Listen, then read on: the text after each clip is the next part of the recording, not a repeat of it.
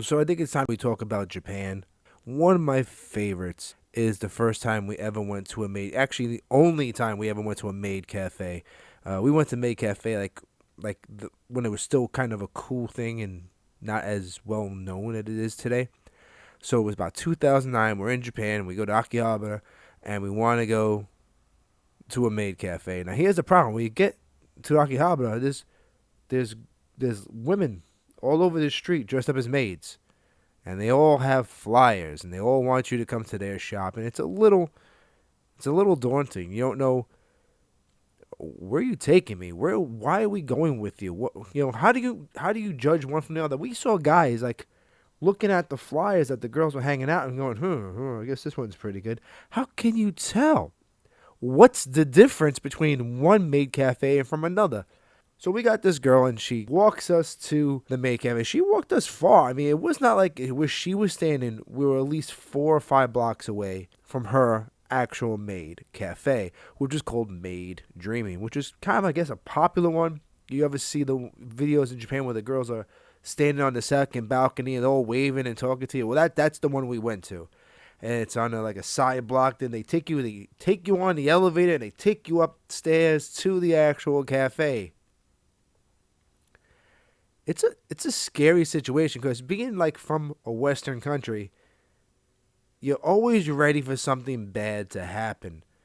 Someone's gonna walk you somewhere down this dark, seedy alley. Yeah, you're gonna die. But it's Japan. We got like hardly zero crime, so screw it. If you're dying, at least you buy a maid. So they can clean you up, I guess. I don't know. So we get there. We get to the second floor, and they sit us down, and it's a pretty simple looking cafe. There's like tables that are made out of wood, and there's like bench style seats, and there's actual seats. And there was four of us. It was Shaq, Billy, Crystal, and myself, and we're sitting down. Now we're looking at the menu, and I guess we're all getting eggs because I don't know what else is on this menu. So the maid shows up, and they want to ask you if you want coffee, tea, beverages. So we all decide, let's get coffees. Now, here's the thing about Maid Cafe that if you don't know, they're going to serve you coffee. They're not just going to serve you coffee. They're going to put the sugar in for you. They're going to put the milk in for you. And they're even going to stir it for you. If you're not used to people doing this and you want to feel like a baby, if you want to feel like a child being handed on weight and foot. What?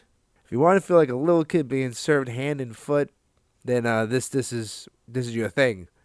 So they come, and the maid will come to you and say, "Do you want sugar? How many sugars do you want?" And then she'll put the sugars in. Then she'll stir it. Now she asks you if you want milk or cream, and you go, "Yes, please." And then she'll put that in and then stir it. And it's unsettling.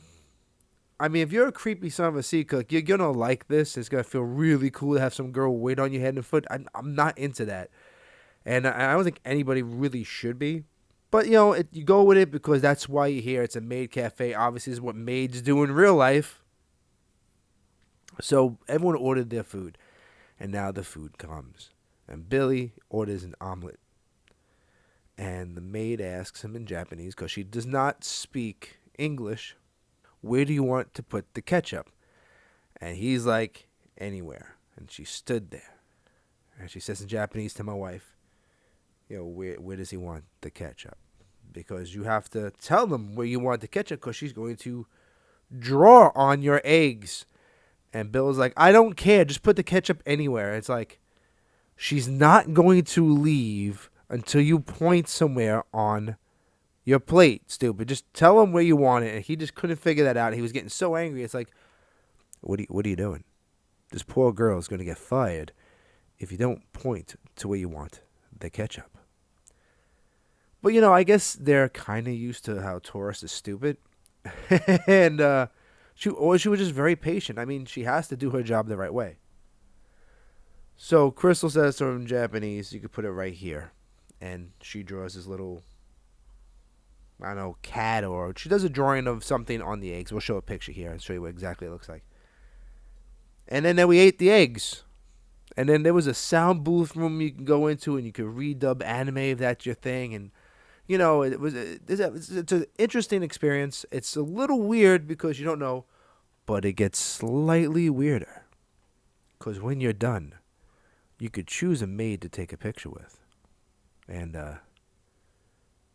yeah, it's like some of them shouldn't be working because they're probably like 7. And then some are like 100. So it was a really weird balance of how the age of the maid you wanted to be taking a picture with. Well, here's the one we took a picture with. And here's the one Bill and Shaq took a picture with. And they draw on the picture. It's really cool. And it was a unique and crazy experience. We have never gone back. For all the times we've gone back to Japan, we've only did the maid cafe once. Because I think once you've done it, you've done it. The food wasn't great. The service was cool. It's a good idea. It's something unique, but I could see why those guys, remember I said earlier, they were comparing which ones to go to. I guess they were trying to find a cheaper deal so they get like a lot more drinks in or whatever. But anyway, that was the maid cafe experience. Guys, have you been to Japan? Have you been to a maid cafe? Tell me below how was your experience. And remember to subscribe to this channel, follow us on Instagram and Twitter, and until next time.